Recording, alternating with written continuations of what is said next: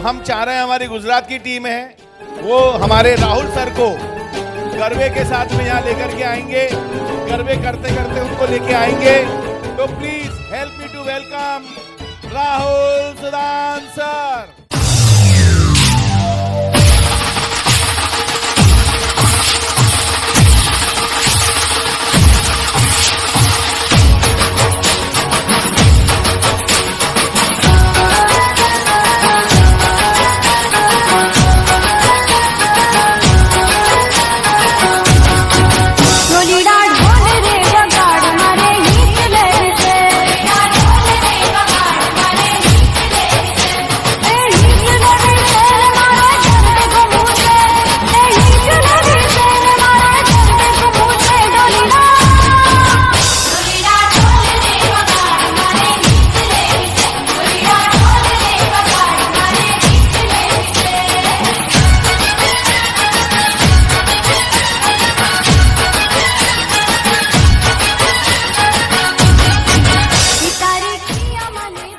बहुत बहुत धन्यवाद आप सभी का। एक नई स्टाइल में आप लोगों ने आज हमारे विशेष अतिथि का स्वागत किया, वंदन किया, वो भी गुजरात के लोगों की, गुजरात की खुशबू के साथ साथ में गुजरात की आवाज के साथ। चेयर बैठे खड़े के बाद तो सभी लोग प्लीज अपने अपने के बैठ जाएं। Hello, are ready? तो चलिए अब ज्यादा समय नहीं लेंगे। अब जो सवाल जवाब होंगे वो आपके अपने भी होंगे। आप लोगों में भी कुछ सवाल आपके मन में जहन में आए हों तो कृपया करके उन्हें नोट कर लें, और जब आपको बोला जाएगा तो आप लोग हाथ खड़ा करेंगे और जिस व्यक्ति को बोला जाएगा वही व्यक्ति अपना सवाल यहाँ पर करेंगे। राइट? मैं आप सभी के कुछ क्वेश्चंस नोट करके लाया हूँ, जब आप सबने मेरे से क्वेश्चंस किए, और वो मैं सर से यहाँ पे पुट करने वाला हूँ।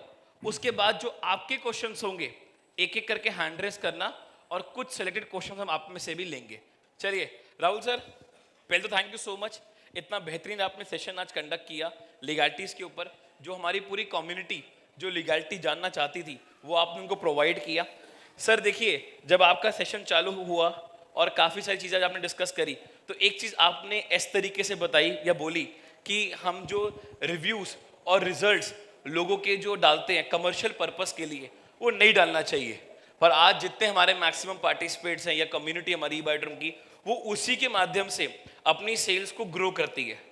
तो अगर वो कमर्शियल पर्पस से ना डाले कोई वीडियो रिकॉर्डिंग, किसी का रिव्यू ना डाले, तो क्या सही तरीका है उस वीडियो को अपलोड करने का?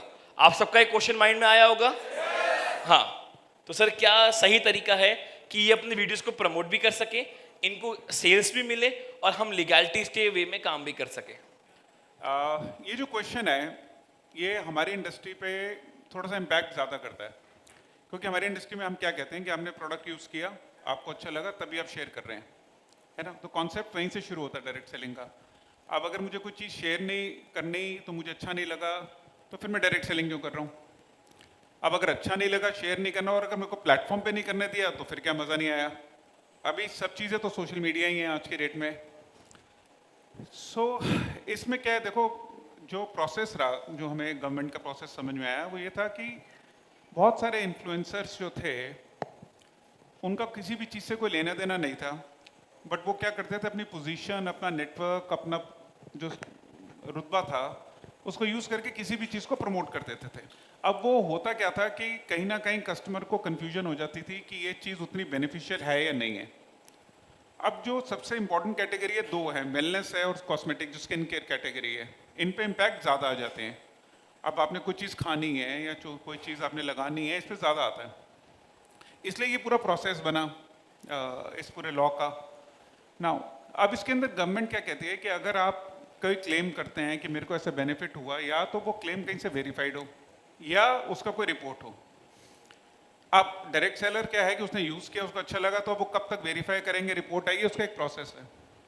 तो जनरली आप क्या कर सकते हैं, जो एक बड़ा एक्सेप्टेड नॉर्म है, ग्लोबली बड़ा एक्सेप्टेड नॉर्म है, वो आप अपने पोस्ट के ऊपर ये लिख दें कि ये मेरी पर्सनल ओपिनियन है। मैं आपको एग्जांपल देता हूँ। एक कंपनी है जिसका एक प्रोडक्ट था जॉइंट पेन ऑयल, आपका रिलेशन में नहीं है बट आप रिलेशन करना। वो जॉइंट पेन ऑयल अंबाला में बनता था, तो जम्मू वाले यूज़ करते थे, वो ठीक था। वही जब केरल में त्रिवेंद्रम में तिरुवनंतपुरम में यूज़ किया गया तो उसमें प्रॉब्लम है टेम्परेचर वेरिएशन का। अब इस केस में अगर कंपनी तो ये कहती है कि मेरा जॉइंट पेन ऑयल यूज करने से कोई प्रॉब्लम नहीं है, फिर कंपनी गलत हो जाएगी, क्योंकि वो टेम्परेचर स्पेसिफिक था, वहाँ ह्यूमिडिटी ज़्यादा थी तो वो ज़्यादा इरिटेशन होना शुरू हो गई। तो आप जब अपना पोस्ट डालें उस पर आप ये लिख लें कि ये मेरा पर्सनल ओपिनियन है। हाँ, जो मेडिकल फ्रेटर्निटी के हमारे यहाँ पे लोग हैं उनको तो लिखना ही पड़ेगा कि वो किस ओपिनियन में किस पोजीशन पे लिख रहे हैं। और अगर कोई अपना ये भी साथ में रिव्यू डाल रहा है कि मुझे ये इतने मंथ में इतना रिजल्ट मिला, तो वो दिखा सकते हैं मेरा ओपिनियन है या मेरा रिव्यू है या मेरा पर्सनल ओपिनियन है कि मुझे इससे इतने टाइम में इतना रिजल्ट मिला। हाँ। तो वो ये शब्द ऐड करके डाल सकता है। हाँ। तो कुछ नहीं करना, सिर्फ अपनी वीडियोस में थोड़ा ऐड करवाना है कि ये मेरा पर्सनल रिव्यू है या मेरा पर्सनल ओपिनियन है कि मैंने इस प्रोडक्ट को यूज़ किया तो मुझे इससे ये रिजल्ट मिला। ग्रेट। राहुल सर, जब हमारी पूरी कम्युनिटी है या कोई भी पर्सन होता है, जब वो नया नया डायरेक्ट सेलिंग में जुड़ता है और जब वो मार्केट में जाता है तो मार्केट में क्वेश्चन आता है कि सही कंपनी और गलत कंपनी दोनों में क्या पहचान है। तो कैसे उसको बताया जाए कि डायरेक्ट सेलिंग में सही कंपनी क्या है, गलत कंपनी क्या है? देखिए, सही कंपनी मतलब जिसने डायरेक्ट सेलिंग रूल्स 2021 का पालन किया वो सही कंपनी है, ठीक है। अब डायरेक्ट सेलिंग रूल्स को पालन करते हुए आप क्या देखते हैं? आप ये देखते हैं कि उसकी वेबसाइट के ऊपर वो सभी इंफॉर्मेशन अवेलेबल है जो डायरेक्ट सेलिंग रूल्स कहता है। अब वो कहता है कि प्रोडक्ट रिलेटेड सारी इन्फॉर्मेशन, आपकी कंपनी के रिलेटेड सारी इन्फॉर्मेशन, आपके जीएसटी, टीडीएस सारी इन्फॉर्मेशन वहाँ पे होनी चाहिए। तो पहला स्टेप तो आप ये कर सकते हैं, क्योंकि पहचानना बड़ा आसान है कि यार ये इन्फॉर्मेशन है कि नहीं है। दूसरा, उसका जो कॉन्ट्रैक्ट है वो होना चाहिए, रिफंड पॉलिसी होनी चाहिए। तीसरी चीज़, नेशनल कंज्यूमर हेल्पलाइन में रजिस्ट्रेशन। अब देखो, जो 90% डायरेक्ट सेलर है वो इतना सब नहीं देख पाता, वो कैसे समझेगा कि मतलब कहाँ पे नेशनल कंज्यूमर हेल्पलाइन जाना है।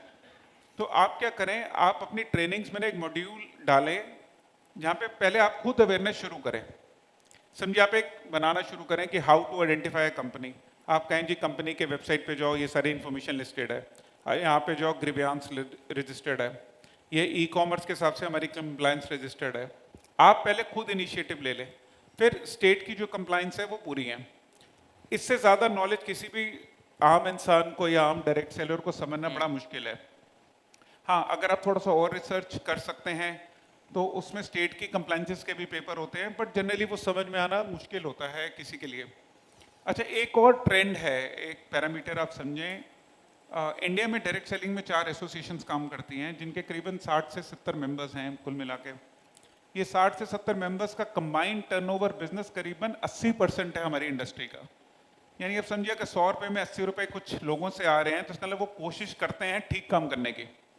तो ये भी एक पैरामीटर और एक यार्डस्टिक बहुत अच्छा है कि वो गोइंग फॉरवर्ड ये कर रहे हैं।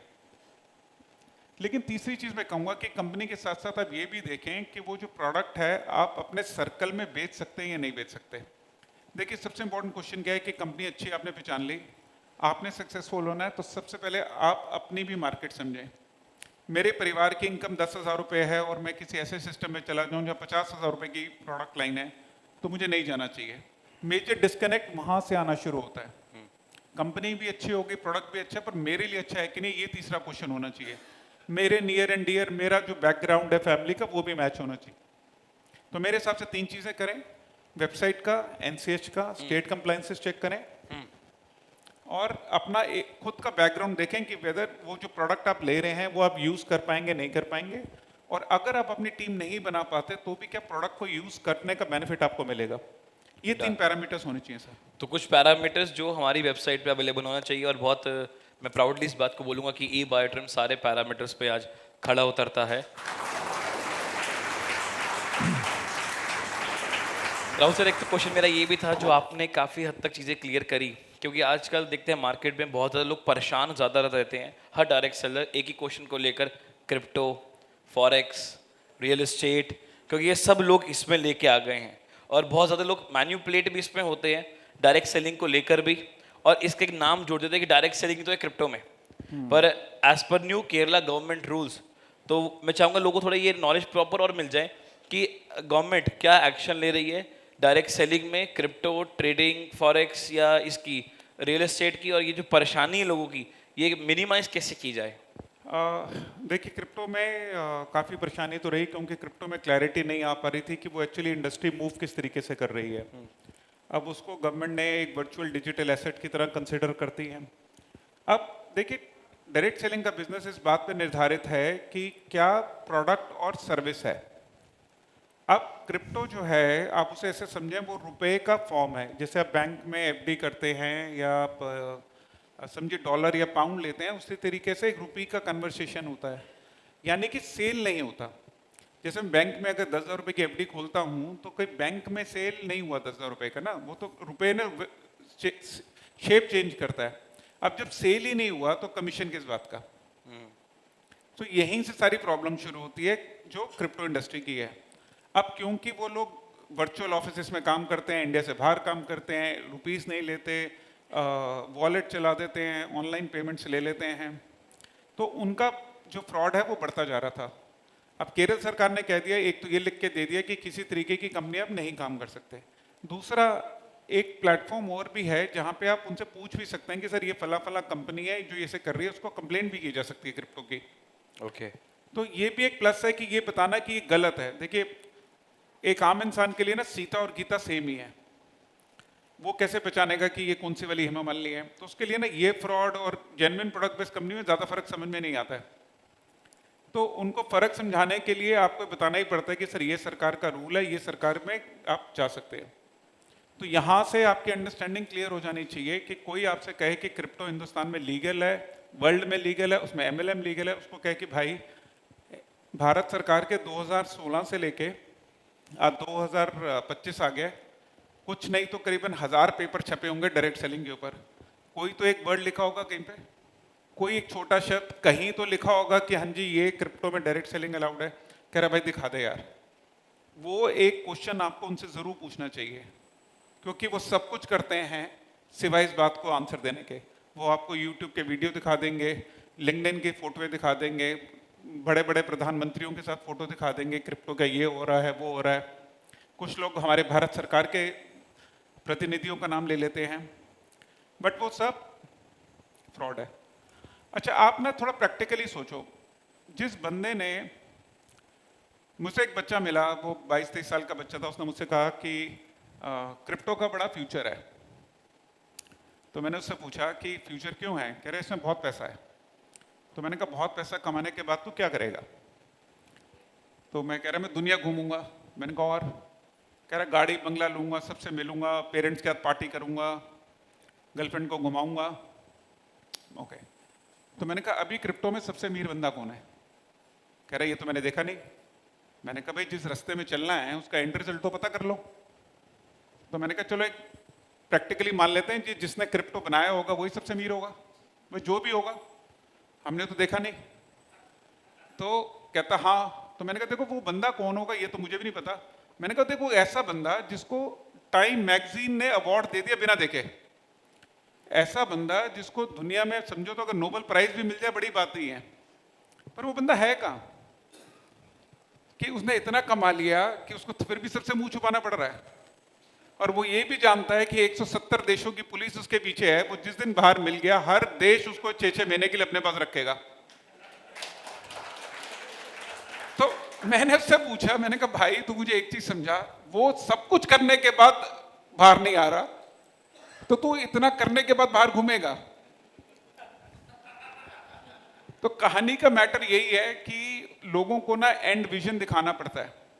लास्ट में मैंने उससे एक चीज कही, वो बैंगलोर से था लड़का, कर्नाटका में बैंगलोर में था। मैंने कहा आपके यहाँ पे एक बंदे हैं अजीम प्रेम जी, आप में से कुछ लोग उनको जानते होंगे अगर आप गूगल करेंगे। हिंदुस्तान के बड़े माननीय बिजनेसमैन है। मैंने कहा उन्होंने 10,000, 20,000, 25,000, 1 लाख करोड़ कमाया। वो फिलंथ्रॉपी भी करते हैं, वो घर पे भी रहते हैं, दुनिया में भी मिलते हैं, वो सबका ध्यान भी रखते हैं, मिलते हैं। और उन्होंने बहुत क्रिप्टो वालों से ज़्यादा पैसा कमाया। क्या उन्होंने ईमानदारी में पैसा नहीं कमाया? क्वेश्चन ये है कि हमारे बच्चों को, हमारे लोगों को सही एग्जाम्पल नहीं मिल रहे, वरना लोग क्रिप्टो में क्यों जा रहे हैं? क्योंकि एग्जाम्पल सही नहीं है। अगर आप उन्हें ये बता दें कि सबसे सक्सेसफुल बंदा भी कहीं नज़र नहीं आ रहा और हमारे यहाँ पे एक एवरेज बिजनेसमैन भी यहाँ तक नज़र आ रहे हैं। मैंने कहा इंडिया में भी किसी ने क्रिप्टो चलाया तो वो भी कोई अजीम प्रेम जी के लेवल का बिजनेसमैन कहाँ बन पाया आज तक। सो क्वेश्चन ये है कि आपको सिर्फ उनको गाइड करना चाहिए, इन्फॉर्म करना चाहिए। सरकार ने अपना काम कर दिया है, और हर स्टेट में अब हम कोशिश करेंगे कि सिमिलर लॉ आ सके ताकि एक क्लियर कट ब्लैंकेट लग सके। ग्रेट।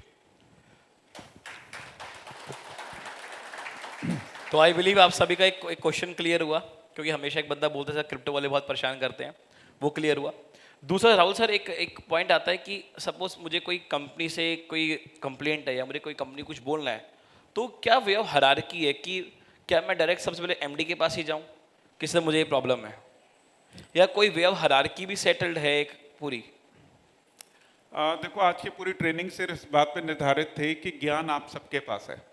मैंने तो ट्रेनिंग शुरू करते ही आपको कहा था कि मैं तो ये एक्सपेक्ट नहीं कर रहा कि मैं आपको कोई नई चीज़ सिखाऊंगा, क्योंकि इंस्टाग्राम से बड़ा तो भगवान नहीं है आज की डेट में।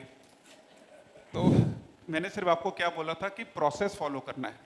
प्रोसेस इसलिए नहीं फॉलो करना कि मेरे को करना है, प्रोसेस इसलिए करना है कि मुझे मेरी टीम से प्रोसेस फॉलो करवाना है। अल्टीमेटली अगर मैंने बहुत सक्सेसफुल होना है तो मेरी टीम को सक्सेसफुल होना ही पड़ेगा, कोई ऑप्शन ही नहीं है ना। अब आप समझो मेरा एक पैकेट खो गया और मैं अपने ओनर को फ़ोन करता हूँ या अपने एमडी को फ़ोन करता हूँ, डायरेक्टर को फ़ोन करता हूँ कि सर मेरा पैकेट खो गया। अब होगा क्या? दो ऑप्शन है। एक पहला ऑप्शन, वो 12 से 14 घंटे तक किसी मीटिंग में अगर ट्रैवल में बिजी होंगे तो शायद वो फ़ोन ना देख पाए, जिसके चांसेस ज़्यादा हैं। बिल्कुल। दूसरा ऑप्शन है कि मान लो उन्होंने देख लिया तो वो क्या कहेंगे, अच्छा मैं देखता हूँ। उन्होंने उठा के अपने ऑपरेशन हेड को भेज दिया। अब ऑपरेशन हेड जो था, मान लेते हैं कि एक बड़े प्रोसेस में इन्वॉल्व था कि किसी चीज़ में, अब उसके लिए क्या होगा कि बॉस का ऑर्डर आ गया, पहले सारा काम बंद करो, पहले ये बैग ढूंढा जाएगा। अब किसी की सैलरी जाननी है, कुछ पे आउट जाना है, लेकिन सब रुकेगा। अब इसका दूसरा तरीका भी हो सकता है, आप अपनी वेबसाइट पे डालें कि एक पर्टिकुलर कंप्लेन का कितने दिनों में रिप्लाई आएगा। देखो, ताली एक हाथ से तो बजेगी नहीं, बिल्कुल बजनी तो दोनों हाथ से ही है ना। दूसरी बात आप ये डालें कि हमारा प्रोसेस क्या है। देखो, हर जगह का सिंपल प्रोसेस, आप टेलीकॉम में भी आप चले जाएं, आज एयरटेल की सिम की प्रॉब्लम की वजह से सुनील मित्तल पे केस नहीं हो सकता कि आज मेरा एयरटेल का बिल नहीं चला और मैं भारतीय मित्तल पे, सुनील मित्तल पे केस करूंगा, ऐसा तो नहीं हो सकता ना। मेरी एलआईसी की इंश्योरेंस में कहीं मेरा प्रीमियम का मिसकैलकुलेशन हुआ, मैं एलआईसी के चेयरमैन पे केस तो नहीं कर रहा ना, उनको एक्सपेक्ट तो नहीं कर रहा है मेरी पॉलिसी वो ठीक करेंगे। सो आपको प्रोसेस से चलना होगा, ताली दोनों हाथ से बजती है। पहली प्रोसेस ये है कि आप अपनी ऑनलाइन कंप्लेंट लिखें। अब मैं यहाँ का सिस्टम की बात नहीं कर रहा, मैं आपको एक जनरल अच्छे सिस्टम की बात कर रहा हूँ। पहला सिस्टम क्या है कि एक सेंट्रलाइज सिस्टम होता है जिसके अंदर व्हाट्सएप, ईमेल, टेलीफोन और any other way, walk in, ये चारों को डेटा को आप एक सिस्टम में ऐड करें। फिर एक सिस्टम के बाद कोई एक बंदा उसको एक्नॉलेज करे और उसके साथ उनको रिप्लाई करके टाइमलाइन का रिप्लाई दे। आज अगर मेरी कोई कंप्लेंट है और मुझे लिखकर आ जाए कि सर 48 घंटे में आपको रिप्लाई कर रहे हैं, और 48 घंटे में रिप्लाई होने से पहले आ जाए कि सर अभी और टाइम लगेगा, 2 दिन और चाहिए, मुझे क्या प्रॉब्लम है? बिल्कुल। क्योंकि मेरी टीम में समझो मेरे को इंग्लिश आती है, मैंने लिख दी, अभी किसी को नहीं आती होगी तो वो तो और भी परेशान होगा। अच्छा, किसी ने वॉइस नोट में कंप्लेंट भेज दी, अब समझो उसमें सबसे बड़ा इंटरेस्टिंग चीज, वॉइस नोट की कंप्लेंट को नोट करके लिखने वाला भी एक और काम बढ़ गया। तो मेरे हिसाब से क्या करना है, आपको 2 चीजों के टाइमलाइन सेट करो। पहला, जब भी कंप्लेंट करो उसका एक टिकट नंबर जनरेट करवाओ। उसके बाद आपका 30 डेज का एक टाइम होता है जिसके अंदर आपके ग्रीवियांस ऑफिसर की जिम्मेदारी होती है आपको रिप्लाई करने की। 30 डेज के बाद? 30 डेज तक। हाँ, ठीक है। 30 डेज जितनी जल्दी कर दो उतना अच्छा है। हाँ। मतलब जरूरी नहीं है कि वेट ही करना है। और दूसरा, आपके यहाँ जो नोडल ऑफिसर है उसके बाद आपके पास उसको जाना चाहिए कंप्लेंट की। Nodal officer? हाँ जी। और नोडल ऑफिसर के पास तो डायरेक्शन होता है इमीडिएट एक्शन करने का और रिस्पॉन्ड करने का, क्योंकि नोडल ऑफिसर वो शख्स होता है जो कंपनी में लॉ की इंप्लीमेंटेशन के लिए जिम्मेदार होता है। टेक्निकली समझा जाए तो पूरे डायरेक्ट सेलिंग बिजनेस में सबसे ज्यादा इंपॉर्टेंट पर्सन जिसको गवर्नमेंट रिकॉग्नाइज करती है वो नोडल ऑफिसर होता है। तो आपका जो नोडल ऑफिसर है वो सबसे इंपॉर्टेंट पर्सन है रिस्पॉन्ड करने के लिए, और वो लास्ट लाइन ऑफ कम्युनिकेशन होता है। हमारे को एक्चुअली टेक्निकली मैनेजमेंट से कोई लेना देना नहीं होता। हमारा भी आने का पर्पस या लॉ का पर्पस सब कुछ इस बात पे निर्धारित होता है कि नोडल ऑफिसर जो है वो काम करे। और उसके बाद आप एमडी पर जाओ फिर? हाँ नहीं जी। हुआ। उसके बाद एमडी के पास जाओ, कुछ नहीं हुआ? जाने की जरूरत ही क्या है? नहीं, देखो 1%। मतलब मेरे हिसाब से तो देखो जाने की जरूरत नहीं है। देखो, क्योंकि एमडी या मैनेजमेंट के जो लोग होते हैं, जो टॉप एमडीज होते हैं, वो जनरली ओके 1 मिनट में लेता हूँ समझाने के लिए। Please. किसी भी कंपनी को चलाने के लिए आपके 8 या 10 डिपार्टमेंट होते हैं। Sales, marketing, IT, logistic, finance, ठीक है, जनरली, देन लीगल। मैनेजमेंट, जो सीनियर मैनेजमेंट होती है, वो 2 या 3 फंक्शन ही करती है। और सबसे इंपॉर्टेंट फंक्शन किसी भी कंपनी में क्या होता है? सेल्स। भाई सेल्स है तो चलेगा, और टेक्निकली हम सब सेलू ही हैं, क्योंकि हम में से कोई ऐसा तो है नहीं। सो अब मैं जिसकी वजह से जिस कंपनी में जुड़ रहा हूं और मैं उस इंसान को वो काम नहीं करने दे रहा हूं, तो मेरे को अल्टीमेटली इम्पैक्ट मेरे पे ही आएगा। बिल्कुल। सो आई वुड सजेस्ट कि nodal officer is the last line, और नोडल ऑफिसर को तो आपको रिप्लाई करना ही पड़ेगा। अगर मैं ये कहूं कि इवन आपकी मैनेजमेंट भी चाहे ना, तो भी उसको करना पड़ेगा। सो इन शॉर्ट हमने ये समझा, जैसे आप हमारी ई बायोटेक की वेबसाइट पे जाते हो, वहाँ पे एक टिकट रेस का ऑप्शन है, आप सबने देखा उसको? हेलो, आप सबको पता है उसके बारे में? तो हमारा पहला जो एज पर लीगैलिटी जो सर ने बताया वो पड़ता है कि पहले हम उस पर क्लिक करके अपनी कंप्लेंट रजिस्टर करें। अगर वहाँ से हमें सेटिस्फैक्ट्री आंसर नहीं होता तो हमारा फिर हम जाएंगे ग्रीवेंस ऑफिसर के पास, वहाँ पे हमें अगर सेटिस्फैक्शन नहीं मिलती तो जाएंगे नोडल ऑफिसर के पास। क्योंकि कई बार जो मेरा पर्सनल एक्सपीरियंस और रिव्यू हुआ, किसी का प्रोडक्ट नहीं पहुंचा तो सबसे पहले वो सागर सर को मैसेज करता है कि सर मेरा प्रोडक्ट नहीं पहुंचा। सो व्हाट दे थिंक कि सागर सर आके प्रोडक्ट पहुंचाएंगे? नहीं, एक हायरार्की होती है that we have to follow.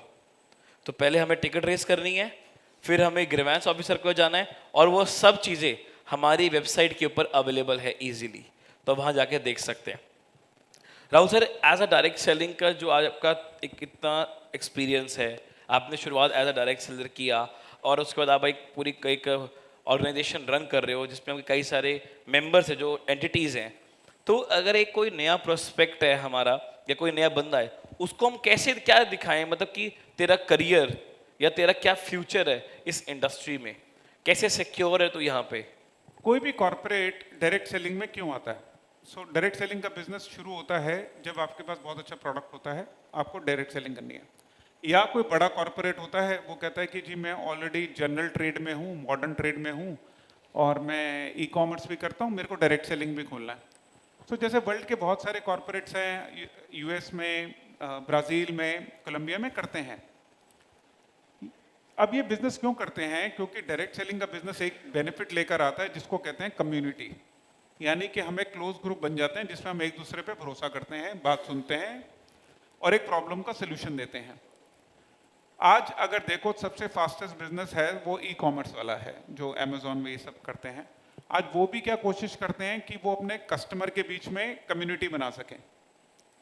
सो जो चीज़ हम करते आ रहे हैं, अब वो कंपनियां वो करना शुरू कर रही हैं। नाउ इसका क्या मतलब हुआ कि जो मार्केटिंग का तरीका है उस पर बड़े सारे क्वेश्चन मार्क है। सो जितने भी D2C मॉडल की कंपनीज इंडिया में ऑपरेट करती हैं, आप सबको पता होगा, उन सब की जो बैलेंस शीट है बहुत स्ट्रगल में है। उसका रीज़न ये है कि जो मेटा है, फेसबुक है, और ये जो इंस्टाग्राम है और ये गूगल है, इनकी जो कॉस्ट है वो बहुत ज़्यादा है। सो अब अल्टीमेटली उस कॉस्ट से बचने के लिए जितने ब्रांड हैं D2C के, जिनको आप देखते हैं ऑनलाइन एक वेबसाइट खड़ी करते थे, शैम्पू बेच रहे हैं, फेसबुक पे ऐड डाल डाल के जो बेच रहे हैं, असल में उनके लिए कस्टमर लाने की कॉस्ट बहुत ज़्यादा है। इसलिए उनको दूसरा तीसरा तरीका देखना पड़ता है। तो बिजनेस पॉइंट ऑफ व्यू से डायरेक्ट सेलिंग सबसे ज़्यादा हेल्प करता है कस्टमर को लाने के अंदर। ये बिजनेस पॉइंट ऑफ व्यू से ये पहले, क्योंकि कोई भी इंडस्ट्री तभी चलेगी जब बिजनेसमैन सॉर्टेड आउट होंगे। भाई किसी को तो सेटअप लगाना है ना, किसी को इंफ्रास्ट्रक्चर लगाना है, कोई बड़ी कंपनीज तभी आएंगी ना। दूसरा क्वेश्चन है कि इसका future as a direct seller क्या है। इंडिया का एक ही चैलेंज है कि हम विश्व की सबसे बड़ी जनसंख्या है।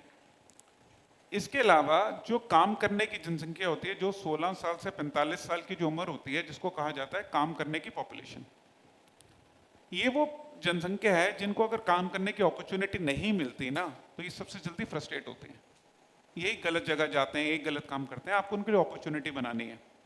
विश्व में यूरोप और जापान और यूएस से ज़्यादा काम करने वाले लोग अब हिंदुस्तान में हैं। अब ये प्लस भी है, माइनस भी है। आप अगर इसको कन्वर्ट कर गए चैनल में तो देश आगे बढ़ जाएगा। आपने कन्वर्ट नहीं किया तो यही देश वो होते हैं जो आपस में अराजकता फैलाते हैं, लड़ते रहते हैं, आपस में किसी ना किसी बहाने पे लड़ाई होती रहती है। अब इनको आपने एम्प्लॉयमेंट देना है। अब एक एम्प्लॉयमेंट जनरेशन हिंदुस्तान में, क्या दुनिया में बहुत बड़ा चैलेंज है। किसी को आप एम्प्लॉयमेंट कैसे देंगे? तो आपको उनको स्वरोजगार या सेल्फ एम्प्लॉयमेंट की तरफ लेके जाना है। उसके लिए आपका स्किल डेवलपमेंट मिनिस्ट्री है, आपका एजुकेशन मिनिस्ट्री है, जो उनके स्किल्स को बढ़ाता है। यानी कि अगर आप 12वीं पास हैं, आपको नौकरी के लिए बनाना है, तो उसके लिए भी सरकार को ट्रेन करना है। अब आपके पास नौकरी है, लेकिन एक बड़ी नौकरी पे जाना है, फिर एजुकेशन स्किल की कमी है, फिर सरकार को आपको ट्रेन करना है। तो हो क्या रहा है कि किसी को जॉब लायक बनाने के लिए भी ना, जो ट्रेनिंग के खर्चा सरकार को करना पड़ रहा है, वो भी बहुत ज़्यादा है। अगर मैं आपको एक एग्जांपल दूं, तो एक पर्टिकुलर स्कीम थी जिसके अंदर करीबन 250 लोगों को ट्रेन करने के लिए करीबन 350 करोड़ रुपए सरकार का खर्च हुआ। अब कैलकुलेट करना कितना पैसा पर कैंडिडेट खर्च हुआ। तो ये समझो, जो स्किल डेवलपमेंट की स्कीम्स भी होती है ना, वो किसी को एम्पावर करना बड़ा टफ होता है। इसलिए इस बिजनेस का प्रोविजन है, पहला क्वालिटी प्रोडक्ट लोगों तक पहुंच जाए, दूसरा सेल्फ एम्प्लॉयमेंट, तीसरा लास्ट माइल डिलीवरी। हिंदुस्तान का जो स्ट्रक्चर है ना, वो ऐसा है कि यहाँ पे ना हर जगह कुरियर चिट्ठी पत्री नहीं पहुंचती। अब लद्दाख में माल जाना है, या राजस्थान माल जाना है, या अरुणाचल माल जाना है, इसमें बहुत लॉजिस्टिक्स के इश्यूज आते हैं। आप तो यहाँ पे लोग कंपनी चलाते हैं, बट जनरली अगर आप कहीं पे भी जाएंगे, बहुत टफ इशू है। डायरेक्ट सेलर वो जंगलों में भी माल ले जाते हैं, गाँव में देहात में भी माल को सप्लाई कर देते हैं।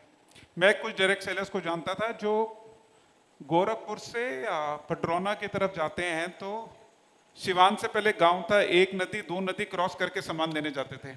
मैं लद्दाख में एक लड़की से मिला, वो 7 किलोमीटर पैदल जाती थी शॉपी से सामान लेने के लिए।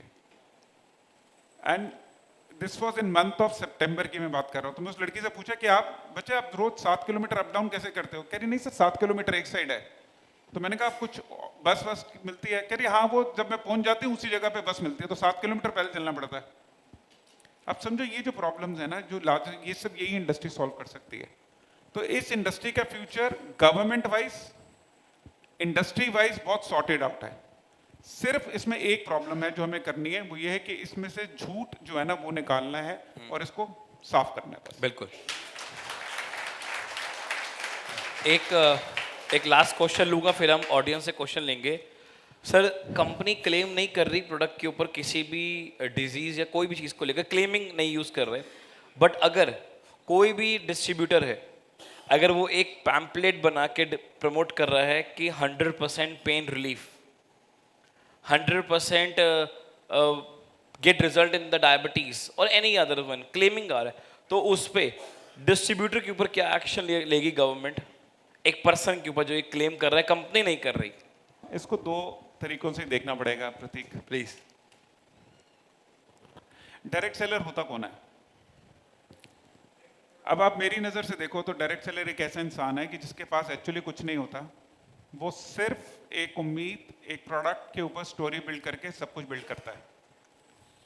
तो यानी कि अगर उसको बिल्ड करने के लिए मैंने टूल्स नहीं दिए, तो फिर तो कोई तो टूल वो बनाएगा। और ये बहुत अमेजिंग स्किल होता है डायरेक्ट सेलर्स का कि वो कहीं से भी बिजनेस शुरू कर लेते हैं। तो मेरा ये मानना है कि पहले तो आपको ठीक चीज हमें उनको देनी पड़ेगी, जो भी है। दूसरी चीज, अगर डायरेक्ट सेलर ये करता है, तो आप ये समझें आप कंपनी के लिए गड्ढा खोद रहे हैं। वो आज नहीं, कल नहीं, परसों कंपनी फंस जाएगी। कंपनी फंसने का मतलब क्या होता है? कंपनी फंसने का तो ये तो नहीं कि एमडी फंसेगा या मैनेजमेंट फंसेगी। कंपनी फंसने का मतलब ये है कि आपके साथ के जो बाकी 9,09,90,999 डायरेक्ट सेलर है ना, उनकी जिंदगी पे क्वेश्चन आ जाएगा। अब आपको ये सोचना है कि आपका एक ठीक स्टेप आप अपने लिए ले रहे हो या उन बाकी 10 लाख डायरेक्ट सेलर्स के लिए जिनके आपकी वजह से इंपैक्ट आएगा। मेरा मानना यह है कि एक रेगुलर ट्रेनिंग और एक स्ट्रिक्ट इन्फोर्समेंट चाहिए होता है। बिल्कुल। और मैंने ये सीखा है हमारी इंडस्ट्री में, 99% लोगों को एक्चुअली पता ही नहीं है कि ठीक और गलत क्या है। अच्छा, हम में से कौन जानबूझ के गलत करेगा? मेरे को बिजनेस बढ़ाना तभी वो पैम्फलेट छपा। भाई, अगर मैंने बिजनेस बढ़ाना ही नहीं था, मैं छापने का खर्चा भी क्यों लूंगा? तो मैंने मेहनत तो करी छापने में, मेरे को टूटी फूटी हिंदी आती थी, इंग्लिश आती थी, मैंने कुछ तो किया। अब मुझे जो समझ में आया, मैंने नीचे पतंजलि का पोस्टर देखा या मैंने किसी आयुर्वेदिक चूरन छाप डॉक्टर का पोस्टर देखा था, मैंने डाल दिया। अब झोला छाप डॉक्टर भी तो लिखते ही देते हैं ना, 28 रेगर पूरा, 28 दिन में 28 रेगर पूरा, 4 घंटे में इलाज पाए। 4 महीने, रस्ते का माल सस्ते में एक बार लेके जाएगा, kind of. है ना, उस तरीके से। सो सो द क्वेश्चन इज कि पहली चीज कंपनी ठीक चीज दे दे, दूसरा डायरेक्ट सेलर्स को ठीक इन्फॉर्मेशन दे दो। मैंने एक्चुअली वो डायरेक्ट सेलर्स नहीं देखे आज तक जो जानबूझ के कंपनी का नुकसान करना चाहें, क्योंकि ब्रिज तो वही है। अच्छा सको बहुत सिंपल तरीके से भी समझो तो हर डायरेक्ट सेलर को पता होता है उसने कहाँ जाना है लाइफ में। उसको ये पता है वहां तक जाने के लिए गाड़ी तो चाहिए। अब ये गाड़ी तो उसकी कंपनी है, बस उसका जो पेट्रोल और उसमें डलना है वो उसकी मेहनत ही तो है ना। अब वो उस गाड़ी को क्यों जलाएगा? बिल्कुल। बस आप उसको ये बता दो कि ये रास्ता और ये गाड़ी है।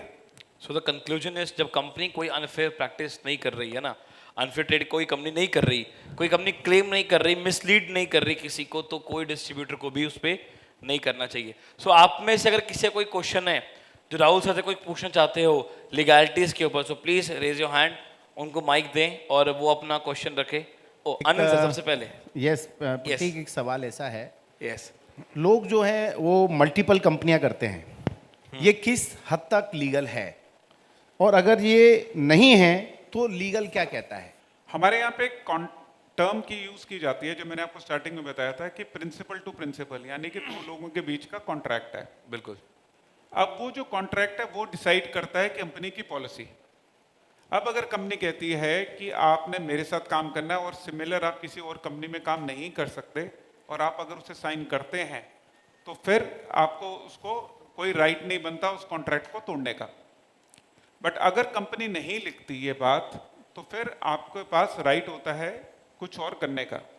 सब कुछ जो समझो हमारी गीता, बाइबल, कुरान शरीफ, जो हमारी गुरु ग्रंथ साहिब है, वो हमारा कॉन्ट्रैक्ट है।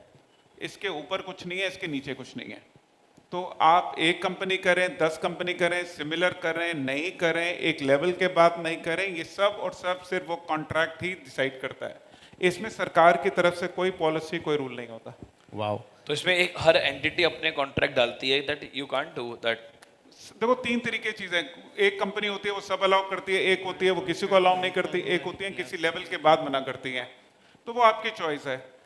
जनरली ओवर कॉन्फिडेंट कंपनी जिनके प्रोडक्ट डुप्लीकेशन नहीं होते, जिनके यूनिक प्रोडक्ट होते हैं, वो ये सब चीज़ों में टेंशन ही नहीं लेती। एक और बहुत कॉमन समस्या आती है जब मार्केट में हम लोगों से बात करते हैं, तो एक IDSA, Indian direct selling association है, लोग उसमें हमसे पूछते हैं आप इसमें रजिस्टर्ड हैं? हाँ, IDSA, FDSA। हाँ, तो इसमें रजिस्ट्रेशन है, तो क्या उसमें रजिस्ट्रेशन होना लीगली जरूरी है, और अगर नहीं है तो क्या इसमें नुकसान हो सकता है? देखिए पहली बात समझिए, एक ही जगह है हिंदुस्तान में जहां पे आपको नजर आना चाहिए, जिसके पेपर पूरे होने चाहिए, वो है भारत सरकार।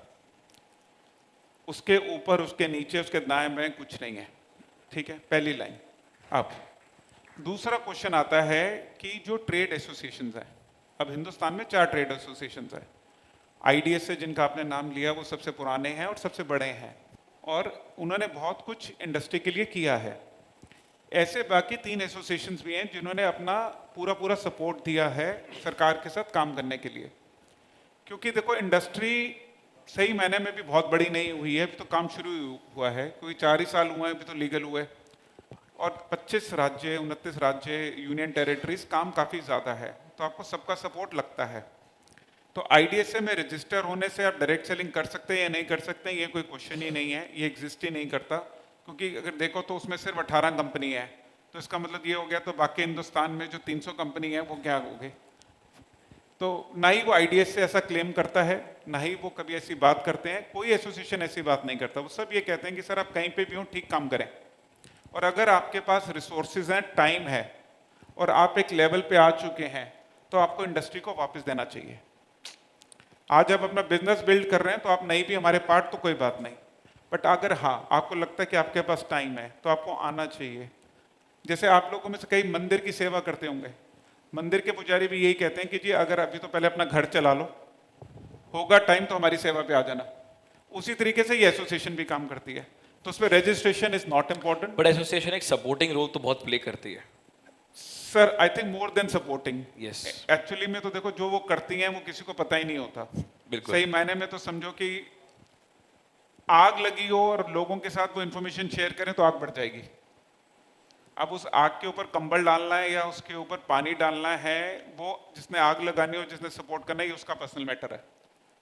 तो बहुत सारी चीजें आपको नहीं कभी पता चलेंगी और नहीं पता भी नहीं चलनी चाहिए, एक पार्ट ऑफ द प्रोसेस है। आप जो कर रहे हैं आप उसमें एक्सेल हैं, जो एसोसिएशंस हैं वो अपना काम कर रही हैं, बस बिल्कुल। मेरा एक क्वेश्चन ये है, पूछिए सर। मेरा कहने का ये कि एक तो हमारा जो प्रूव प्रोडक्ट यूज करे, इसके लिए हम लोग जब जापान लाइफ में थे तो उसमें एक ऐसी सिस्टम थी कि कोई भी प्रोडक्ट हमारी परचेस करे ना, उसके पहले उसका ब्लड रिपोर्ट करवाना कंपलसरी था। ऐसा कुछ कंपनी करे तो क्या है, वो एविडेंस भी दिखेगा, कोई गलत ब्लेम भी नहीं कर पाएगा हम पर।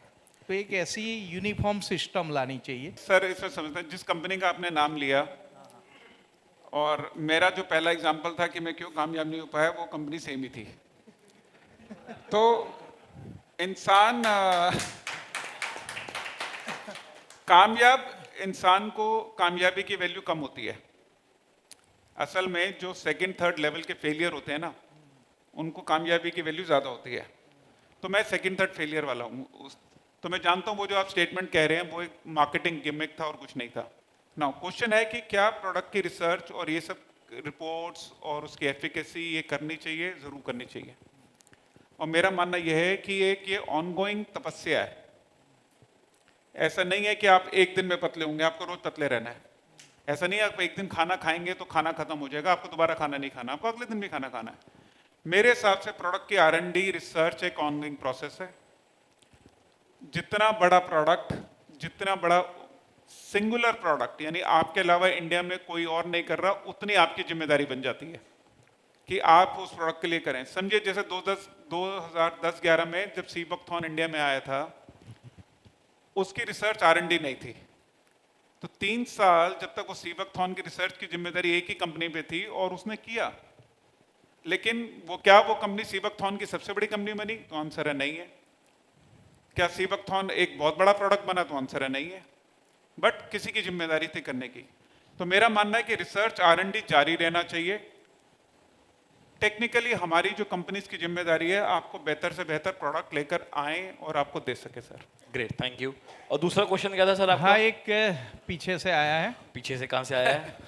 अच्छा बताइए। तो ये क्वेश्चन सर, आपने एमवे किया है, ऐसा कुछ एमवे किया हुआ है, तो उसमें एक ब्रीट वर्ल्ड वाइड सिस्टम थी एजुकेशन की। तो वो ब्रीट वर्ल्ड वाइड वालों का आईडी एमवे में था कि नहीं था? मैं एमवे में जॉब करता था। मैं डिस्ट्रीब्यूटर नहीं था एमवे में, मैं ट्रेनर था एमवे में, हरियाणा में। अब ये क्वेश्चन, अब समझो अगर किसी के 2 दामाद हैं, अब वो पूछे कि जी वो प्रॉपर्टी में दामाद को हिस्सा मिलेगा नहीं मिलेगा, वो वाली बात है। अब वो देखो अंदर खाते क्या था नहीं पता, बट ये बात कहना मुश्किल होगा कि क्लैरिटी, क्योंकि ये बात कभी डिस्क्लोज नहीं हुई। नमस्कार सर। जी नमस्कार जी। मेरा नाम दत्ता प्रकाश पोरे हो। मैं सांगली से बिलोंग कर रहा हूँ और परमेश्वर बोपी सर उनके टीम से हूँ। सर हमें ये जो हमारा मैग्नेटिक थेरेपी जो वो क्या करते हैं हम कि शाला स्कूल कॉलेजेस बैंक वगैरह होता है, वो सोशल वर्क हम कर रहे हैं सभी तरफ। उसका कुल गवर्नमेंट का रूल है क्या कि इस तरह से हम उनके तरफ जा सकते हैं? यानी कि एग्जांपल हम पुलिस स्टेशन में जाना चाहते हैं, लेकिन उनको जाने के पहले उनको कुछ लेटर वगैरह देना, उसका कुछ लीगली प्रोसेस होती है क्या? ओके, आप ज़्यादा तो मेरे को लगता है मैंने सुन लिया था, प्रतीक कुछ और सुन रहा था। उनका कहना यह है कि हम अगर ऐसी जगह जाकर के काम करना चाहते हैं तो हम क्या कर सकते हैं लीगली? कोई इसमें इलीगल तो नहीं है? देखिए अगर आप पुलिस स्टेशन में, स्कूलों में, कॉलेजों में। देखिए मैं इसका जवाब देता हूँ आपको। अगर आप कोई भी स्कूल कॉलेज कहीं भी जाते हैं तो एक परमिशन लेटर लगता है उस स्कूल का, उस कॉलेज का, कि हम आपके यहाँ पे आके एक प्रोग्राम कंडक्ट करना चाहते हैं अपनी प्रमोशन, तो आप वहाँ पे उनसे दे के रिसीविंग मिलती है तो आप जाके प्रमोट कर सकते हैं। सर यही है। सपोज मुझे स्कूल में जाना है तो मैं उनसे परमिशन लूंगा ना कि मैं आ सकता नहीं आ सकता, सिंपल। अगर आपको परमिशन मिल गई तो ठीक है। और सर देखिए हम परमिशन लेके ही जाएंगे, ये तो है नहीं कि स्कूल चल रहा है हम पहुंच गए और जाके मीटिंग शुरू कर दी, तो परमिशन जरूरी है। यस बिल्कुल। सर प्रतीक सर ने जैसे आपको फर्स्ट सवाल पूछा था, अभी टीवी में, न्यूज़पेपर में, पिक्चर में बहुत सारी एडवर्टाइजमेंट आती है, हीरो हीरोइन एक्टर्स सब एडवर्टाइजमेंट करते हैं, तेल की एडवर्टाइजमेंट करते हैं, शैम्पूज की एडवर्टाइजमेंट करते हैं, जबकि वो कोई प्रोडक्ट यूज़ नहीं करती है। ओके, उसके बावजूद वो एडवर्टाइजमेंट करती है। और आपने जैसे बताया कि जिन्होंने यूज़ किया है उनको रिजल्ट आया है, वो अपना रिजल्ट प्रमोट नहीं कर सकते, यानी उनको ये अपना बताना पड़ेगा कि मैंने यूज़ किया, ये मेरा ओपिनियन है। ऐसा डिफरेंसेस क्यों है? ऐसा मुझे डिफरेंसेस लॉ में क्यों है? अच्छा, ओके, जैसे आपने कहा कि कोई टीवी मॉडल ने ऐड करी कि मैंने शैम्पू यूज़ किया मुझे डैंड्रफ नहीं हुआ। अब अगर आप उस ऐड को ध्यान से देखेंगे उस पर 2 स्टार लिखे हुए नीचे आते हैं, ये एंटी डैंड्रफ का टेस्ट 6 महीने में इतने लोगों के साथ किया गया। सो हुआ क्या, कंपनी की इंफॉर्मेशन को उस मॉडल पे फिल्माया गया, बट उसने वही बोला जो उसने नहीं बोलना था। उसने तो यूज़ भी नहीं किया होगा शैम्पू, है ना, बट उसने वही बोला जो एक्चुअल में कंपनी वो स्टार डाल के आपको ऐड में लिखती है। तो अगर आप वो ऐड सीरियसली देखेंगे उसमें ये लिखा हुआ आता है। यस सर मैं आपको एक बात बताता हूँ। अभी राहुल सर का एक ट्रेनिंग प्रोग्राम था जिसमें मैं था, आप सबको ही जान के पता होना चाहिए आपको, जितने भी एंडोर्समेंट होते हैं ना उसको लेकर डेली बेसिस पे कितने सारे कंज्यूमर्स के अफेयर्स पे कितने सारे केसेस जाते हैं। सर वही था जो हमने देखा था, क्योंकि आज हम कहीं भी कोई प्रोडक्ट को यूज करते हैं, जैसे हम एक केचप का एग्जांपल लेते हैं, उसमें लिखा होता है कि we are using pure tomato ketchup. आप देखियोगे ना आपके घर में टमाटो आती है प्योर टमाटो केचप, अगर आप उसको थोड़ा फ्लिप करो तो पीछे लिखा हुआ है pure tomato is our trademark, we are not using any tomato, we are using a puree.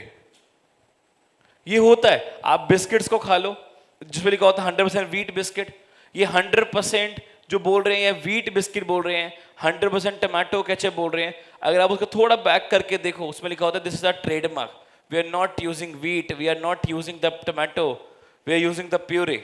वो सिर्फ एक मार्केटिंग का है, बट वो साथ में क्लेम भी कर रहे हैं कि हम ये चीजें नहीं कर रहे, और उस पर काफी सारे एक्शन लिए गए अभी रिसेंटली, और कई सारी पैकेजिंग चेंज भी हुई। इसलिए डिटॉल भी कहता है कि वी आर 99% जम्स किल कर, नॉट कि 100%।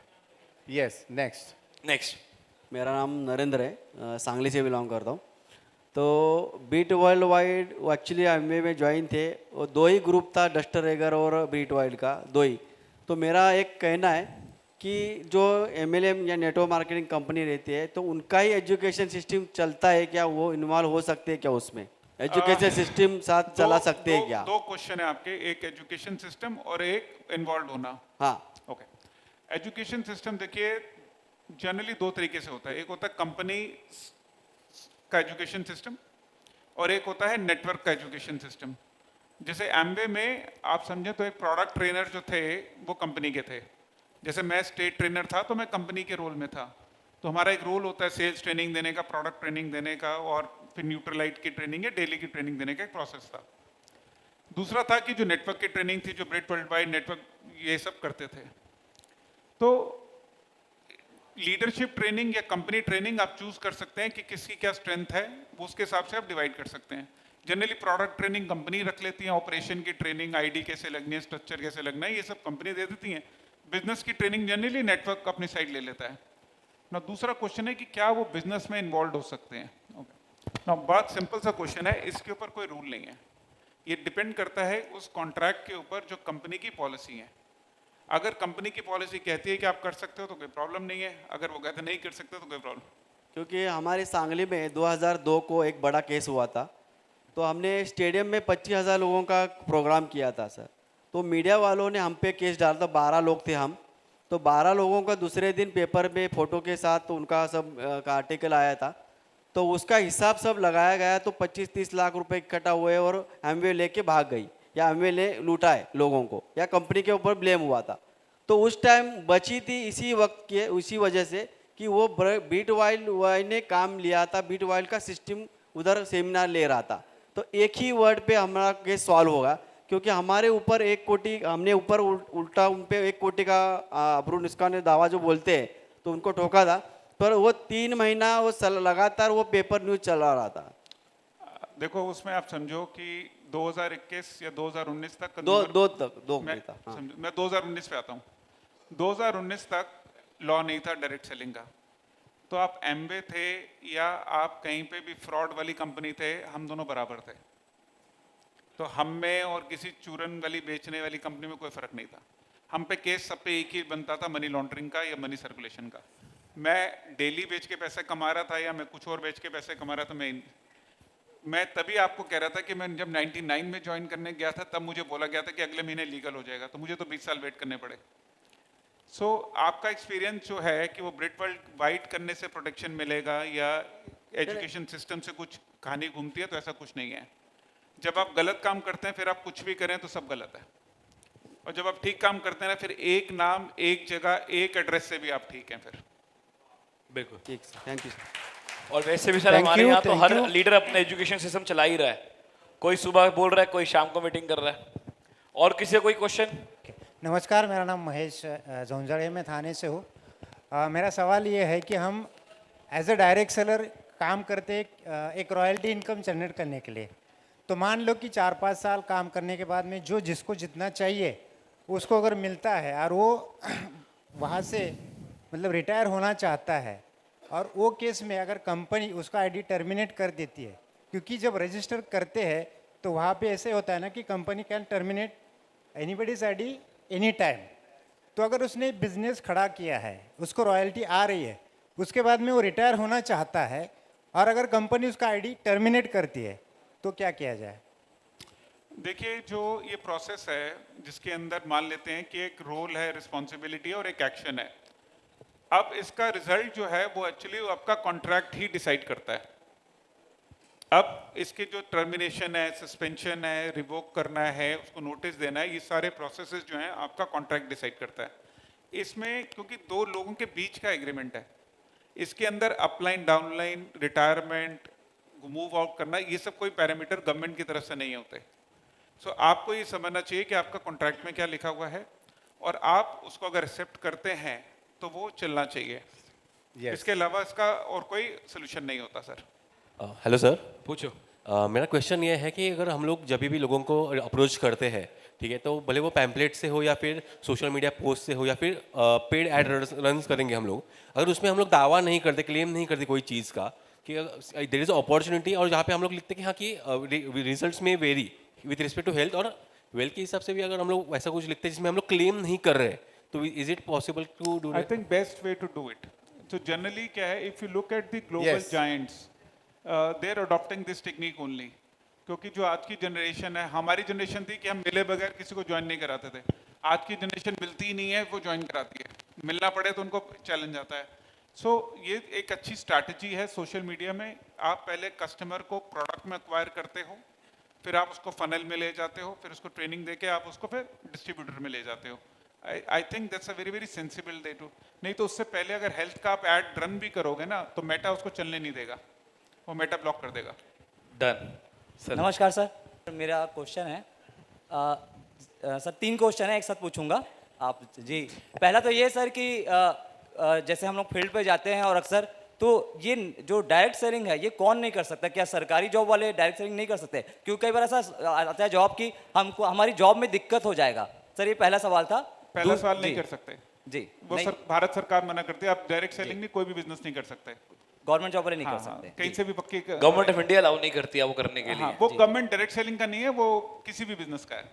जी जी सर, दूसरा सवाल ये है कि जैसा कि हम देखते हैं टीवी पे कोई ऐड आता है या फिल्म आती है तो एक नीचे नंबर दिया रहता है कि इस नंबर पे आपको अगर आपत्ति तो आप कॉल करें। तो क्या गवर्नमेंट ऑफ इंडिया ने ऐसा कोई नंबर बनाया है कि किसी कंपनी का कोई गलत चीज रन हो रही है या गलत वीडियो आ रहा है या गलत ऐड हो रहा है तो क्या उस नंबर पे हम शिकायत कर सकते हैं? ऐसी कोई व्यवस्था है? बिल्कुल है। पूरा टीवी जो या सोशल मीडिया या ओटीटी है या फेसबुक है, वो गवर्नमेंट सबको ट्रैक करती है। सर नेटवर्क मार्केटिंग के सॉरी ये डायरेक्ट सेलिंग समझो अभी पूरे सिस्टम का बहुत छोटा पार्ट है जी। ठीक है, तो गवर्नमेंट को तो पूरी देश को चलाना है जी। उनको ये नहीं मानते कि ये डायरेक्ट सेलिंग वाले हैं और ये बाकी हिंदुस्तान है जी।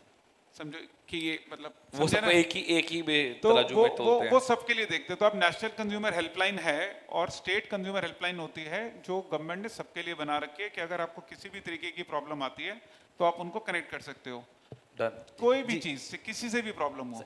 Next, sir last last, question please. Sir last में छत्तीसगढ़ से हूँ और हमारे यहाँ बहुत सारी फ्रॉड कंपनी आके जा चुकी है। तो ऐसा होता है कि फील्ड पे जब हम जाते हैं और जब कोल्ड करते हैं लोगों को बताते हैं प्लान के बारे में तो कई बार लोग शिकायत करते हैं, नीरज थाने में हमको बुला लिया जाता है और वहाँ पूछताछ होती। तो सर जब ये अधिनियम बना है, जैसे आपने बताया कि केरल में अलग बना, गोवा में अलग बना, जैसे हमारे छत्तीसगढ़ में भी कुछ ऐसा नहीं है, तो ये अधिनियम क्या सब पे एक साथ लागू है कि अलग अलग स्टेट वाले कुछ अलग और बना सकते हैं? अलग अलग नहीं है। ओके, बहुत अच्छा क्वेश्चन है।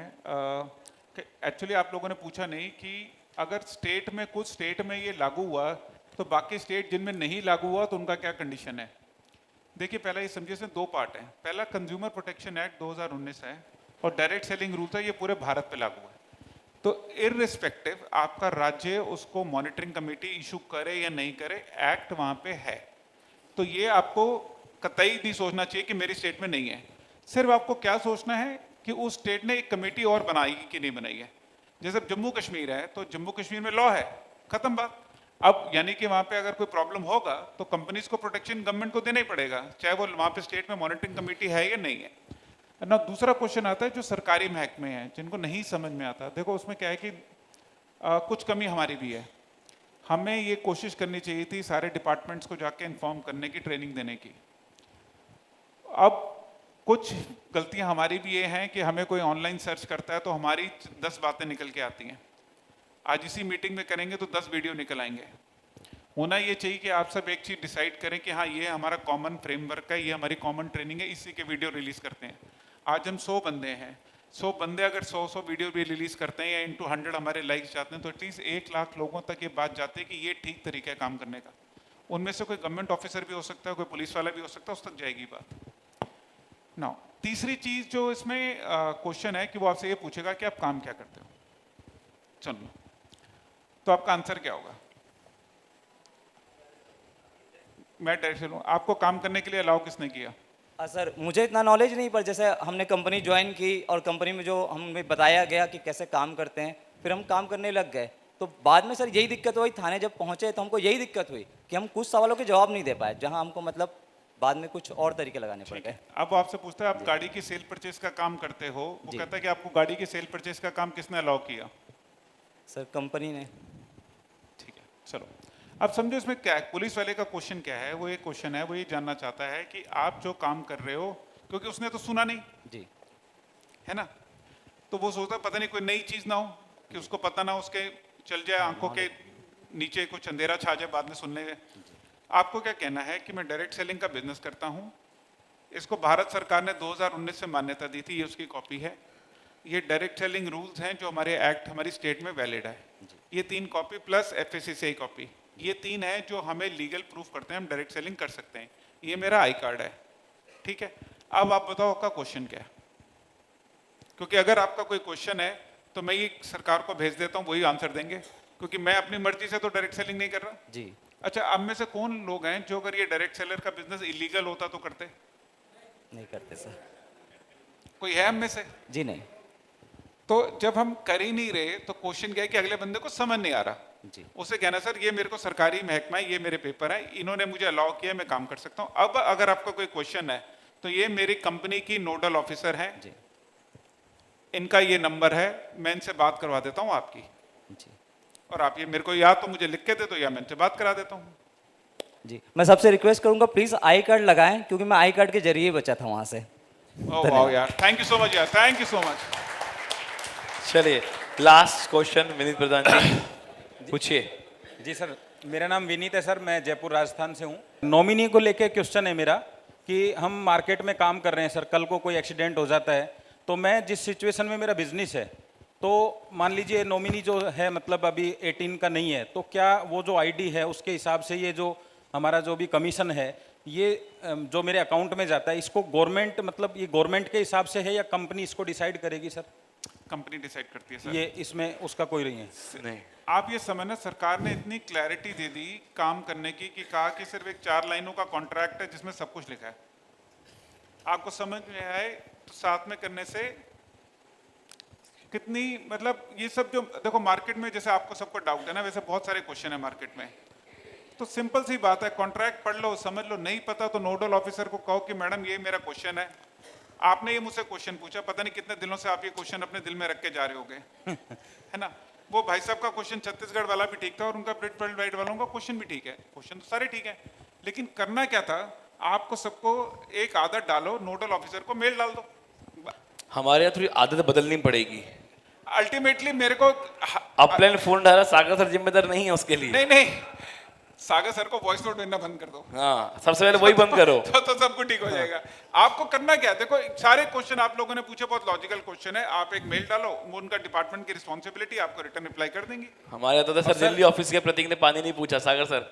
और जो सर एक पैन कार्ड से हम लोग मतलब काम करते हैं, तो ऐसा कुछ कंपनियों में ऐसा होता है एक पैन कार्ड चलेगा, किसी में 3 है, 3 आईडी ओपन कर सकता है एक नाम से, ये भी कंपनी का अपना निर्णय होता है या? अच्छा, ओके। एक पैन कार्ड पे कितनी आईडी होनी चाहिए? एक। 3 क्यों नहीं? कितनी भी हो सकती हैं सर? हाँ जी, कितनी भी हो सकती हैं कितनी भी सर? हो सकती है ना। 3, 9, 27, 81 जितनी मर्जी डाल लो। जी। इनफैक्ट सागर सर कंपनी बंद करे, मैं ही डाल ले तो 2 लाख आईडी तो उनको भी कंपनी चलाने की क्या जरूरत है? ओके, देखो ये एक ऐसा क्वेश्चन है कि इसको यहाँ से समझना पड़ेगा एक तरीके से, जिसका मतलब ये है कि हमारे प्लान, हमारी डायरेक्ट सेलिंग इंडस्ट्री में सबसे बड़ा प्रॉब्लम है पिरामिड और मनी सर्कुलेशन।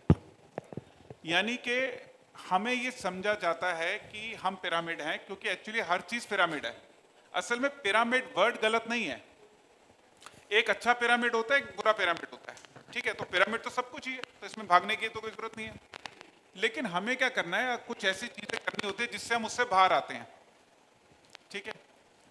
अब मान लेते हैं कि एक पैन कार्ड में सरकार मना नहीं करती कि आप एक पैन कार्ड पे 4 आईडी लगाओ, 6 लगाओ, 10 लगाओ, 12 लगाओ, उनको उससे कोई फर्क नहीं है। उनको फर्क है अगर वो पिरामिड या मनी सर्कुलेशन में आए तो बंद। सिंपल से कैलकुलेशन। उन्होंने तो टाइम नहीं लगाना, उन्हें आपसे थोड़ा पूछना है कि आपने क्या करना था कि एक फ्लैट बेचना। जैसे अनिल जैन साहब कहते हैं एक फ्लैट के 3 कमरे हैं, ज्यादा किराया आएगा। अब क्वेश्चन ये है कि एक इंसान को एक पैन कार्ड में एक आईडी से ज्यादा चाहिए क्यों? इसका कोई लॉजिकल आंसर नहीं है। इसका सिर्फ एक ही आंसर निकलता है मुंह से कि सर मेरा स्ट्रक्चर बड़ा हो जाएगा। स्ट्रक्चर बड़ा हो जाएगा तो टीम बड़ी हो जाएगी। लेकिन क्वेश्चन ये, जैसे ही आप स्ट्रक्चर वर्ड मुंह से निकालते हो आप पिरामिड की तरफ चले जाते हो। सो हमारे देखो मुद्दा क्या है कि हमारे को डायरेक्ट सेलिंग करनी है, हमें डायरेक्ट स्ट्रक्चरिंग नहीं करनी। नहीं तो मेरी इंडस्ट्री का नाम सेलिंग नहीं होता ना, स्ट्रक्चर होता। स्ट्रक्चर चलाना है तो उसमें प्रोडक्ट भी क्या डालना है भाई? अगर फ्रॉड ही करना है फिर प्रोडक्ट की भी क्या जरूरत है? जीएसटी भी दो, टीडीएस भी दो, स्ट्रक्चर वैसे ही फ्रॉड कर ले। Any company doing multiple IDs on PAN card is a very, very risky business. Junali madam कुछ कहना चाहती हैं? Yes, madam. Basically, I would like to add to the person who asked question कि हमारी company थोड़ा mic थोड़ा। Company की अगर कुछ गलत बातें हैं तो हम कहाँ पे कोई नेशनल हेल्पलाइन नंबर है क्या कि हम वहाँ पे रिपोर्ट करें? उसी के लिए एक सिस्टम बनाए ना, hierarchy. They should report to the company. Ticket generate कीजिए, टिकट पे रिजॉल्व नहीं हो रहा है तो आप ग्रीवरेंस के पास आइए। उसके बाद नोडल है, नोडल के बाद आप वहाँ पे एनसीएच में जाओ या फिर हेल्पलाइन में। नहीं, उन्होंने कहा मैडम अदर कोई कंपनी अगर कुछ कर रही है so where is the way, otherwise I already told कि stop messaging Sagar sir, sir मेरा प्रोडक्ट नहीं पहुंचा, सर अपने सपोर्ट नहीं करता। आप एक हायरार्की को फॉलो करिए। चलिए Anil sir, thank you so much. Anil sir, sir मैं लास्ट प्लीज लास्ट। सर मैं परमेश्वर शंकर राव भोपी सांगली से बिलोंग करता हूँ। सर आपने बताया 18 नंबर से अभी 13 नंबर पे ये कंपनी, हमारा कंपनी का नाम आया है, तो ये किसी को दिखाने गए तो कौन से साइड पे जाके दिखाना है? और मुझे लगता है लगभग जल्दी से जल्दी 1 नंबर पे आएगा सर। बिल्कुल आएगा। ओके, भोपी जी मैं आपको लिंक भेज दूंगा व्हाट्सएप पे। पहला क्वेश्चन का आंसर दे देता हूँ। आज क्या डेट है? सो बट अनदर 10 दिन, 10 दिन के अंदर डायरेक्ट सेलिंग टुडे मैगजीन का नया एडिशन आ रहा है। वो उसमें आपको मिलेगा वो लिस्ट बकायदा, उसमें पूरी टॉप 50 की लिस्ट है जिसको हम ट्रैक करते हैं इस बिजनेस के अंदर। और उनमें दोनों साल का है, पिछले साल का भी, इस साल का भी है। तो आप प्रतीक जी से अपनी कॉपी ले सकते हैं और 10 दिन के अंदर हम भेज देंगे। चलिए प्लीज सेटल डाउन। ये लास्ट क्वेश्चन रहेगा। सर प्रणाम, मैं डॉक्टर सुरेंद्र, रहता जयपुर, रहने वाला हरियाणा से हूँ। आपने बताया कि जो प्रोफेशनल लोग हैं, डॉक्टर्स है ना, सीएज या एडवोकेट्स, यदि वो प्लीज शांति, यदि कंपनी में पर्सनल उनका इंटरेस्ट है यानी कि इन्वॉल्व है, तो ज़्यादा चीज़ों को हाईलाइट नहीं कर सकते। सर ज्यादा नहीं, देखिए आप डॉक्टर हैं ये सच रहेगा, समझिए आप लॉयर हैं ये सच है। Yes. आपकी फ्री एडवाइस भी लॉयर ही मानी जाएगी। आप Yes. किसी को सलाह दे देंगे वो भी मानी जाएगी। जी। आप किसी को कह देंगे कि तूने बीमार है तो नींबू स्लाइड खा ले, वो मानी जाएगी। यस। तो ये प्रोफेशनल लोगों के साथ डेकोरम है। तो आप अपना कोई भी हेल्थ का पोस्ट डालें, उसके अंदर आपको लिखना पड़ेगा कि ये आप अपनी प्रोफेशनल ओपिनियन में डाल रहे हैं या नहीं डाल रहे, क्योंकि लोग इसको ऑब्वियसली, सर आज समझे कोई सीनियर डॉक्टर लिख दे कि मेरे को इससे खाने से मेरा कोलेस्ट्रॉल कम होता है, तो उसका इम्पैक्ट आप समझिए कितना जाएगा। यस। हमें हमेशा ये मानना चाहिए कि किसी भी कम्युनिकेशन को लोएस्ट आईक्यू लेवल पे लेके जाना चाहिए, कि एक आम इंसान बिल्कुल जिसका दिमाग में बिल्कुल छोटी चीज़ है ना, वो पढ़ के क्या समझेगा। आपकी फोटो देखेगा, डॉक्टर साहब हैं, वो कहेगा कि तो इसलिए उसको आप अगर लिख के ना, तो यही पॉलिसी गवर्नमेंट ने बना दी है और सिर्फ हमारी इंडस्ट्री के लिए नहीं है, इट्स अक्रॉस सभी इंडस्ट्रीज के लिए आज की डेट में। Thank you so much sir. Second question ये है, जितने भी आपने लीगल, इलीगल और डॉक्यूमेंटेशन जितने भी रूल रेगुलेशन बताए, इनका यदि हमें कोई प्रैक्टिकल बुकलेट, बुक या कुछ आपके पास रिटर्न में वो मिल जाए तो सभी के लिए बहुत इजी हो जाए। इसका मैं आपको ना एक पीडीएफ भेज देता हूँ। Yes sir. ज्यादा बड़ा नहीं, स्पेसिफिक पीडीएफ है, ताकि आपको ये पता हो कि कोई आपसे पूछे कि भाई आप क्या करते हो, क्या आपका काम लीगल है इलीगल है, तो आप एक फटाफट उसे कहो ये व्हाट्सएप ले यार, तो देख ले, खत्म बात। 1499 प्राइस। चलिए, बहुत सारे सवाल जवाब हुए और एक और खुशखबरी की बात बता दूं कि डायरेक्ट सेलिंग टुडे, जिसके करता धरता हमारी स्टेज पर ही है, सेक्रेटरी, जो अगली बुक आ रही है उसके अंदर अपनी ये जो टॉप लेवल पे अपनी कंपनीज है, टॉप 13 VR, टॉप 13 लेवल पे अपनी बायोट्रॉम है। आप क्या सस्पेंस देना चाहते हो, खोलना चाहते हो? नहीं, मैं कुछ और बताना चाहता हूँ। 13 तो नंबर ये पे 13 नंबर पर जो अपनी कंपनी का नाम आया है, सभी कंपनियों के नाम होंगे उसमें। आप जितनी चाहें अपने लिए, अपनी टीम के लिए आप एडवांस में बुकिंग करवा सकते हैं, बुक्स आपको उतनी मिल जाएगी। ये ग्रुप वाइज आप लोग अपने डिसाइड करके कर सकते हैं और इसके लिए आप अपने सीनियर की मदद लें। और अगर यहाँ पर भी अगर कुछ आंकड़े लिखाना चाहें, क्योंकि पब्लिश होती हैं, जितनी बुक्स पब्लिश होनी है, अगर एडिशनल बुक की जरूरत पड़ती है तो बुक्स यहाँ पर आपको उतनी अतिरिक्त प्रिंट करके मिल जाएगी। एक आखिरी सवाल सर, यहाँ पर बहुत जरूरी था, एक क्वेश्चन और रह गया। वो ये था सर, लोग कंपनियां बदलते हैं, कंपनी बदलते हैं, ओके, ये कंपनी में आज, कल उस कंपनी में, परसों उस कंपनी में, और जब कोई किसी कंपनी को बदलता है तो बाय डिफॉल्ट वो जिस कंपनी को बदलता है उसको डैमेज भी करता है। हाँ जी। और उसको इतनी बुरी तरह डैमेज करता है कि उसको लगता है कि बस अब ये जिन कंपनी है अब ये खत्म हो गई है। इस पर क्या उस व्यक्ति विशेष पर कोई लीगल कार्रवाई की जा सकती है कंपनी की तरफ से? ओके, देखिए, मान लेते हैं कि कोई रिश्ता टूटता है और किसी वजह से टूटता है, कोई भी वजह रह सकती है।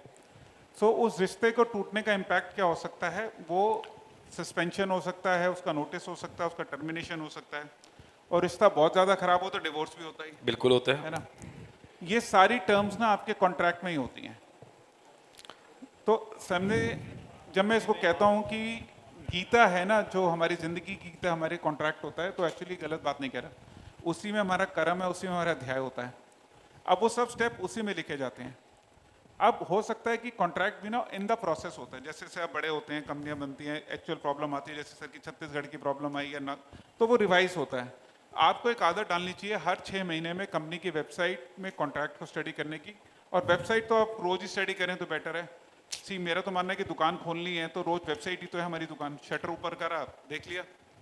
चलिए, थैंक यू सो मच। एक बार जबरदस्त तालियां राहुल सर के लिए। बहुत काफी चीजें उन्होंने हमारी आज क्लियर करी आज के सेशन में। और फाइनल क्वेश्चन है। अच्छा, अभी फाइनल है। मेरी रिक्वेस्ट रहेगी आनंद सर, ये फाइनल है। आनंद सर प्लीज, क्योंकि हमारा बाकी सेशन रन डाउन हो रहा है। Yes sir please. एक क्वेश्चन पहले। मेरा नाम वेंकट राजू है सर। सर, हम लोग स्टेज पे खड़ा होके हम लोग इनकम के बारे में हम इतना कमा सकते हैं, अगर कमा रहे इतना करके बोल सकते हैं, नहीं बोल सकते स्टेज पे होके? जो एक्चुअली कमा रहे, मतलब वो नहीं कर रहे कि बढ़ा के नहीं बोल रहे, जो एक्चुअल कर रहे हो ना, आप खुल के बता सकते हो। जबरदस्त। बहुत बहुत धन्यवाद आप सभी का, बहुत बहुत शुक्रिया। और thank you sir. Last question खत्म, प्रतीक का और हमारे राहुल सर का। तो थैंक यू सो मच सभी को। इतना अच्छे तरीके से राहुल सर ने पूरा सेशन को लिया, सबके क्वेश्चंस कवर करे। मैं सागर सर को स्टेज पे इनवाइट करना चाहूंगा। इसके पहले मैं चाहूंगा, जितनी अच्छी तरह से हमारे राहुल सर ने सबको जवाब दिए, अच्छे लगे या नहीं लगे? उतनी अच्छी तालियां नहीं बजाई आप लोगों ने। खड़े होके कम ऑन यार, जबरदस्त तालियां होनी चाहिए।